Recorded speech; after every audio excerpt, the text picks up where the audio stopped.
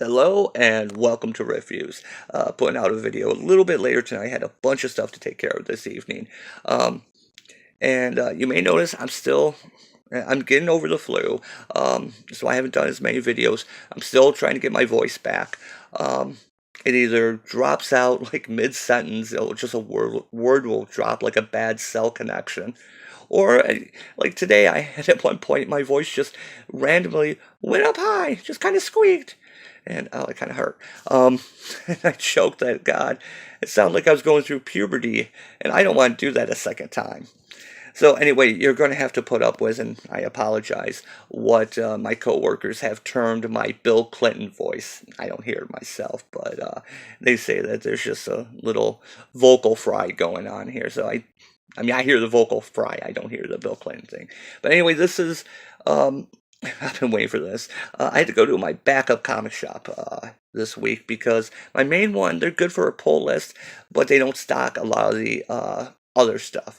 And this is a kind of a big week, an exciting week, because we've been waiting for Goddess Mode, and I'm sure a lot of people are covering it today. This was just released. I'm also excited about these two guys, the second issues of both Empty Man and Smooth Criminals. I reviewed the first issues of these books and gave them a thumbs up. I really like these two books. But yeah, my main comic shop doesn't carry a lot of the smaller books, or even the ones that won't sell as much as, say, Batman or even Avengers. So I had to go to my backup shop, and I got the last issue of both Smooth Criminals and Empty Man. But they bought a lot of Goddess Mode, and so this is Zoe Quinn's book. This is the one when Vertigo was announced. I know I kind of raised an eyebrow, and I'm like, really?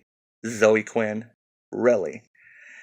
Let's see if I can do a summary of Zoe Quinn in a minute. You probably know if you've known anything about Gamergate. But I do know at least one person in my audience doesn't know who she is. So I'm going to try and do a very, very, very quick rundown. If you want a better explanation, there are people who've done countless things on her. The Internet Aristocrat did a series on her years ago when she was really coming into, I guess you'd say, into the public eye. So anyway, Zoe Quinn is a second-rate suicide girl who took a 8-week class on computer programming, and in that class developed a game called Depression Quest, which was a choose-your-own adventure. And she ended up trying to put it up on Steam Greenlight, and it was rejected. It ended up coming to the attention of a website called WizardChan. WizardChan made fun of it. She claimed harassment, even though it was not really even that big of a site. They were just making fun of the game. She ended up claiming harassment, ended up getting on Steam Greenlight the second time she had tried. Which of course the game got all kinds of negative reviews. I won't judge it. I won't judge her game on that. I believe in doing different things with the medium. So I never played it. I won't judge it. But I do know that Mundane Matt got his big break, basically covering the Zoe Quinn and everything, and ended up getting a DMCA about it. But that was more of the Five Guys thing. But she basically made Mundane Matt. Now, she was getting, she claims she got a lot of harassment. I don't think any of it was ever proven. But her ex-boyfriend, made a web post about cheating with Five Guys. It became the Five Guys drama that led into the conspiracy, which basically she was cheated on him with Five Guys who were in the games journalist industry, including at Kotaku. And the people at Kotaku said that no, they didn't start a relationship until after they covered her, even though photos appeared of Quinn with various Kotaku editors, even hanging out in rooms, like on bed, just kind of hanging out. This was the beginning of Gamergate, really, even though the seeds of that go back even further. I would even say they go back all the way to Jeff Gerstmann getting fired for giving Kane and Lynch a bad review.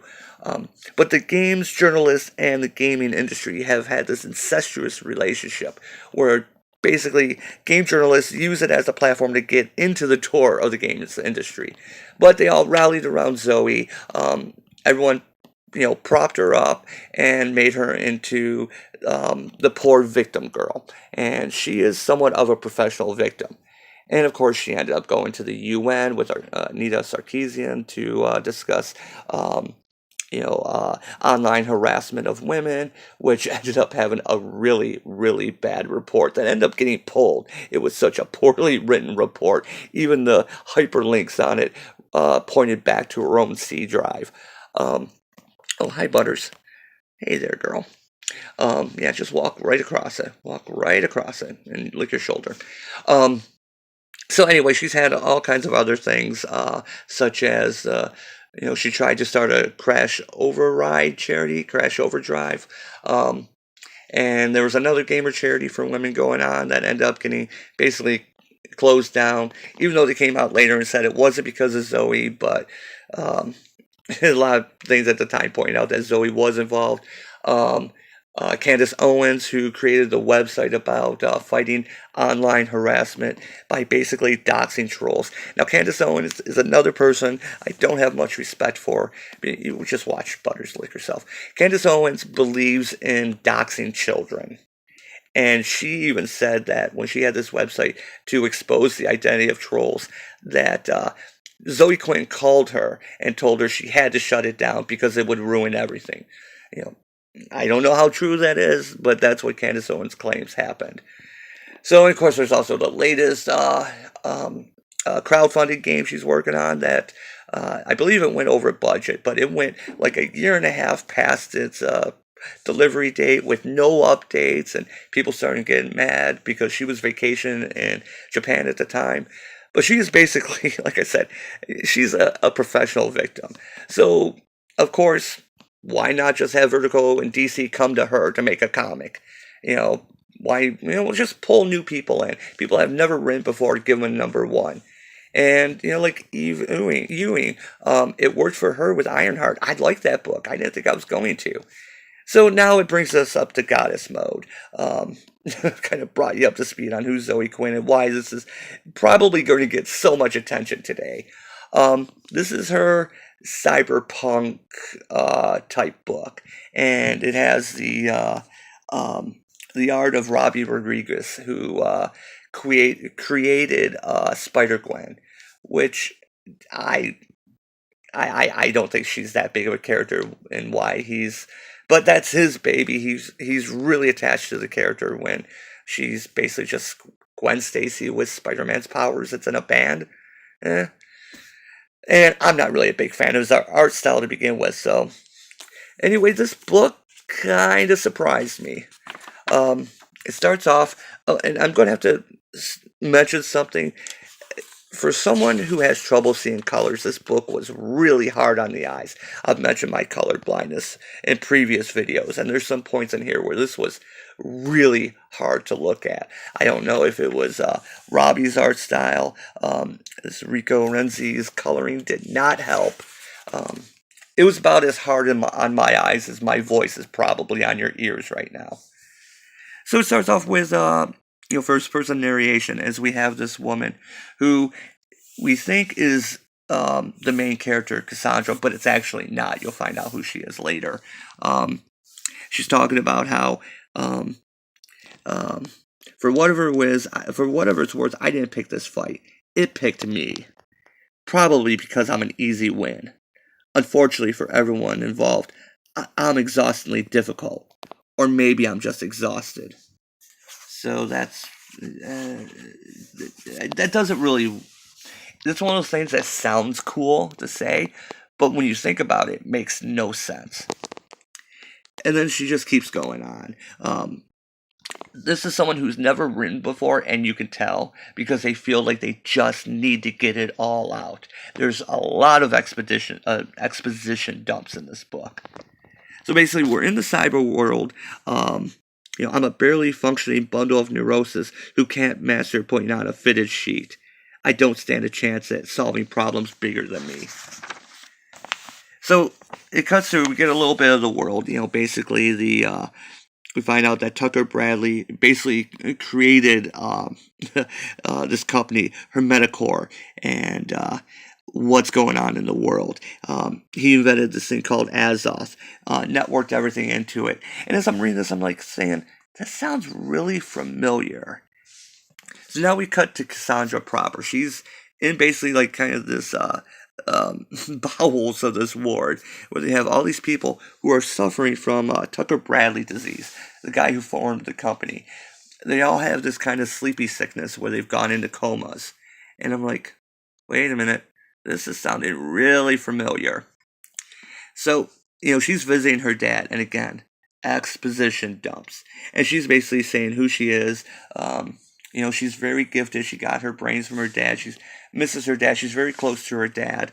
But, she's not really up to the thing. Basically she's introducing the world to the reader here. And it could have been done a lot simpler, a lot easier.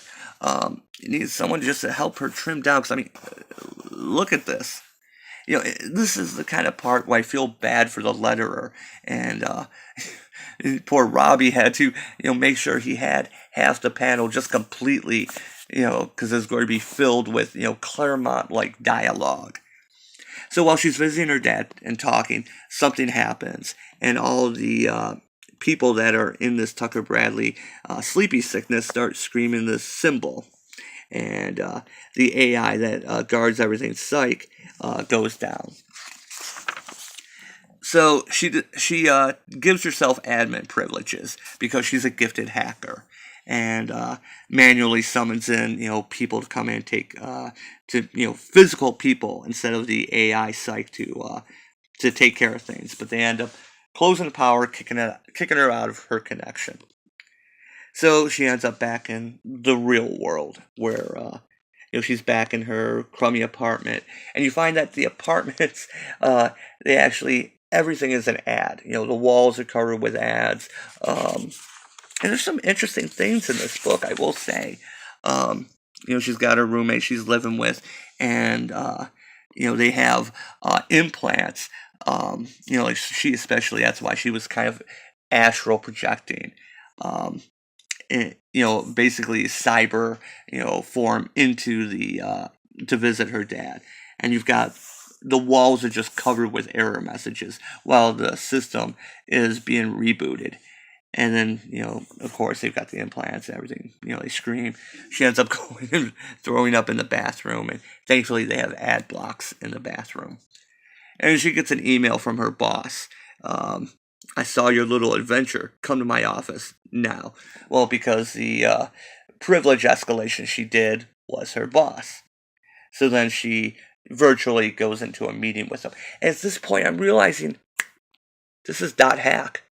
This is the anime video game series Dot Hack, the sleepy sickness, the Azeroth instead of Ultima. A lot of similarities going on with this, and I say something. I love Dot Hack. I still have all the games. All 7 games on the PS2. I have the re-release on the PS4. So yeah, I love Dot Hack. So yeah, I'm okay with this. So she gets chewed out by her boss, and basically just rips on her. She's never going to amount to anything, but because of what she did, she's gifted. She'll never amount to anything, but he has all the control over her, so he's promoting her, and because he can, and he can control her. So he sends her off on a mission to check on a particular victim of the Tucker Bradley sickness, Tucker Bradley disease, the one that cannot be accessed remotely. And so she gets a ride over there, and it turns out it's Tucker Bradley himself.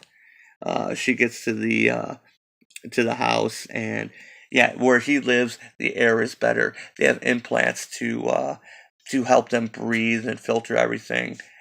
Because they basically, cured all disease, and except for the sleeping sickness, the Tucker Bradley sickness. And so she has a little talk with the acting CEO, something Reynolds, and who sees something in her, and tells her things like, remember, excellence is a choice. and then he just flies off with his boot jets. So she checks in on Tucker Bradley. He's still there in stasis. Nothing's changed. And then she notices that there's a computer screen near her with a language, not even a coding language, but just a regular language she doesn't understand. And then, of course, the cyber world, things get all trippy, and she ends up getting sucked inside. And this page is really, really hard on me. So there's a lot of discussion here, but talking. As above, so as below, so above, and as above, so below. It goes on, kind of pseudo-religious, ghost in the shell type thing, and she ends up basically transported into a cyber world, and she's got a new avatar. And remember the woman we saw at the beginning, who was on the very first page that we thought might have been Cassandra. The kind of witchy looking, fighting the monster thing. There she is, telling her, get up. I said, get up. And Cassandra can't. She can't really move. Die on your knees then. How disappointing. I do not know how someone so weak of both body and mind could have escaped the belly of the demon. You're an Azoth child. You have blundered into a vast and powerful secret, and it seems as if your only purpose was to deposit your corpse. And so, Cassandra Price, Oracle of Garbage. I do like the fact that they used Cassandra, and they did, Quinn did make a note, the Cassandra, the Oracle. So she ends up, basically lamenting about how, I already live in a dump. I'm well aware that there's one place I belong, and that's effing nowhere. And, basically just kind of rips on herself. A lot of, like she said, neurosis. And I don't really want to go on too much more because Zoe Quinn is known to pull DMCAs on people. So anyway, these girls kind of tease her about the monster that's coming after her. And there is actually a funny line where they tell her, just do a cool pose and shout a cool phrase, and the rest just happens. Magic is dumb. That part, and it turns out that doesn't work. They were just pulling her leg, and that was actually kind of funny. I like this book. I liked it. Okay. They need to, it's a writers do this. I know when I've had this problem myself. It comes down to editing yourself. You have to you have to not just throw every idea out on the page and everything you want to know. You have to edit it down. You have to trickle it out. And yeah, she's not there. I mean, especially in the beginning.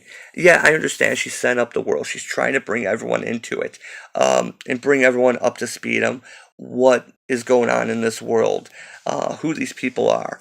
And it could have been done a lot less. There were a lot of panels here that the dialogue could have been cut in half, and still keep it conversational. You don't need to have every single bit, out on the page. And, but yeah, I don't know. Maybe it's because it reminded me so much of Dot Hack that I actually kind of liked it. I'm interested in this world. I want to see where it's going. All the women she meets. I don't know. Is this an alternate cover? I've seen another cover where it's like all the women in the cyber world in Azeroth. They're all kind of flying across. But I like this cover. I think this is a striking cover, and I'm so tired of just cool pose covers. But this one actually, the use of the black and I even like the color. So yeah, I'm really curious as to where this is going. I'm cautiously optimistic. For her first run, I don't know if she had anyone, kind of give her a ghostwriting hand, but I think this did well. This is a world I'm interested in. And like I said, again, it could be because it is so similar to Dot Hack, which I love. So it's basically pulling my strings. If I wasn't if I never, um, read Dot Hack or watched a Ghost in the Shell, which has kind of remind me of a few times. Um, I don't know if I would be as into it. Like I said, the dialogue, the art, a few times, it was a little hard on the eyes, I felt. But that's a stylistic choice, and I'm actually not going to hold it. These panels here were really hard for me, um, but yeah, I enjoyed it. I wanted to rip on this. I really did. But I'm a fair guy. And so I wanted to give Zoe Quinn, even though I'm not a fan of her, you know, persona, I like to separate the artist from the art. And I liked it. That's all I have to say. I a two. I'd give it a two. It has room for improvement. But the thing is, if Zoe Quinn can keep to a thing. And that's the one thing I wonder about her is if she'll be able to keep doing this month after month, actually keep writing a book. Um, because I think she's used to doing things like, projects, moving on to the next project, and then, appearing somewhere to get paid and to talk to someone. So, if she can keep on this, if she can have someone come in and say, okay, you need to tone this down, give her a few pointers. This cover quote: one of the freshest artists in comics and one of the most exciting new voices from out of comics create a miracle. Okay, it's a miracle this book was as good as it is, to be honest. Um, so that's almost kind of faint praise, I guess you would say. Um, I don't know if I would call Zoe Quinn the most exciting new voice, but she is a new voice. Anyway, I'm giving this a thumbs up, 2 o'clock, and I will be back probably tomorrow because there's some other good books I'm looking forward to. And oh god, Avengers came out. Yeah, I have that. I saw the cover. I'm not happy. So anyway, thanks for listening. Thanks for putting up with my voice. It's slowly getting better, and I don't think it went too low or too high this time. So um, I'm just going to keep drinking some honey in that. So all right, thanks for watching. I will catch you next time.